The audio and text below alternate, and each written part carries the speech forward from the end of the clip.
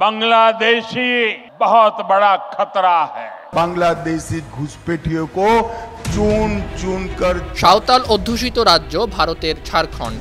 রাজ্যটিতে বিধানসভা নির্বাচনের আগে বাংলাদেশি অনুপ্রবেশকারী ইস্যুতে বেশ সরব ছিলেন বিজেপির কেন্দ্রীয় স্বরাষ্ট্রমন্ত্রী অমিত শাহ। নির্বাচনে জিতলে বাংলাদেশিদের ঝুলিয়ে পেটানোর হুমকিও দিয়েছিলেন মোদির মন্ত্রিসভার এই প্রভাবশালী সদস্য। পাশাপাশি সেখানে থাকা বাংলাদেশিদের বের করে দেওয়ার হুঁশিয়ারি দেন তিনি। रोहिंग्या और बांग्लादेशी घुसपैठियों को चुन चुन कर झारखंड के बाहर भेजने का। তবে অমিত শাহের এই ইচ্ছে আপাতত পূরণ হচ্ছে না। শনিবার রাজ্যটিতে অনুষ্ঠিত বিধানসভা নির্বাচনে শোচনীয় পরাজয় বরণ করেছে বিজেপি। ৮১ সদস্য বিশিষ্ট বিধানসভায় বিজেপির নেতৃত্বাধীন এনডিএ জোট পেয়েছে মাত্র ২১টি আসন। অন্যদিকে বর্তমান মুখ্যমন্ত্রী হেমন্ত সরেনের দল ঝাড়খণ্ড মুক্তি মোর্চার নেতৃত্বাধীন ইন্ডিয়া ব্লক পেয়েছে ৫৬টি আসন।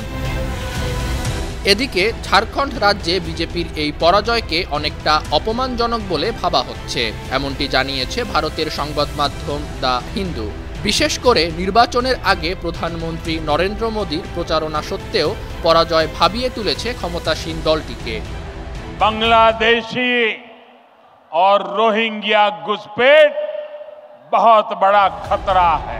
নির্বাচনী প্রচারণার সময় নরেন্দ্র মোদীও বাংলাদেশিদের উদ্দেশ্য করে বেশ কিছু বক্তব্য দেন। রাজ্যের ক্ষমতাসীন দল ঝাড়খণ্ড মুক্তি মোর্চা বাংলাদেশি ও রোহিঙ্গাদের সমর্থন দিচ্ছে বলে সে সময় অভিযোগ করেন মোদী। একই সঙ্গে অবৈধ অনুপ্রবেশ ঝাড়খণ্ডের জন্য সবচেয়ে বড় সমস্যা বলে জানান তিনি। हर झारखंडी असुरक्षित महसूस कर रहा है। মোদির পাশাপাশি ওই রাজ্যে ভোটের প্রধান কৌশলী হিসাবে নিয়ে আসা হয়েছিল আসামের মুখ্যমন্ত্রী হিমন্ত বিশ্ব শর্মাকে। তিনি নিজের রাজ্যেও বারবার বাংলাদেশি অনুপ্রবেশের ইস্যু তোলেন।